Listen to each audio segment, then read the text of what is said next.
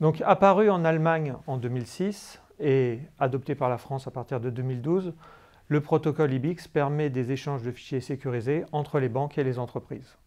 Le problème, c'est qu'il ne s'est pas développé de la même façon de part et d'autre du Rhin, ce qui amène aujourd'hui l'Allemagne et la France à utiliser des versions différentes du protocole qui ne sont pas intercompatibles.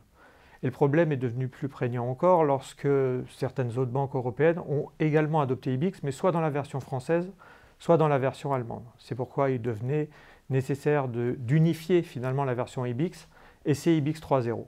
IBIX 3.0 est né d'une initiative conjointe de 3 pays, la France, l'Allemagne et la Suisse, et propose aujourd'hui à une entreprise avec un même outil de communication bancaire, des paramétrages identiques, d'adresser des banques dans n'importe laquelle de ces 3 pays et par extension dans n'importe quelle banque européenne qui aurait adopté IBIX 3.0. Aujourd'hui, l'usage d'IBIX 3.0 est encore assez peu répandu. D'ailleurs, les banques n'ont pas publié un calendrier de migration obligatoire et elles permettent aux entreprises d'utiliser encore l'ancienne version du protocole. IBIX 3.0 apporte un certain nombre d'améliorations. Je vais juste en citer une, par exemple, l'enrôlement simplifié des certificats. On n'aura plus besoin de lettres d'initialisation. Mais il est également le support de nombreuses innovations, d'une part de la part des éditeurs et d'autre part de la part des banques. Côté éditeur, on travaille aujourd'hui sur la signature mobile. C'est une demande forte des directions financières ces dernières années de permettre aux fondés de pouvoir signer numériquement les fichiers sur leur smartphone. Donc là, les éditeurs ont travaillé sur le sujet.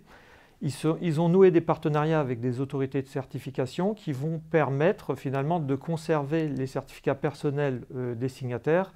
Le signataire, au moment de la signature, va pouvoir s'authentifier auprès de l'autorité de certification grâce à son smartphone et un média externe, par exemple une clé FIDO Bluetooth.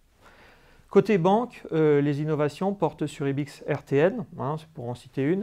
IBIX RTN pour Real Time Notification, ça va permettre à une banque de créer un canal ouvert en permanence entre la banque et l'entreprise afin de pousser à l'entreprise en temps réel des notifications, par exemple sur la disponibilité d'un extrait de compte ou sur le bon traitement des ordres de paiement.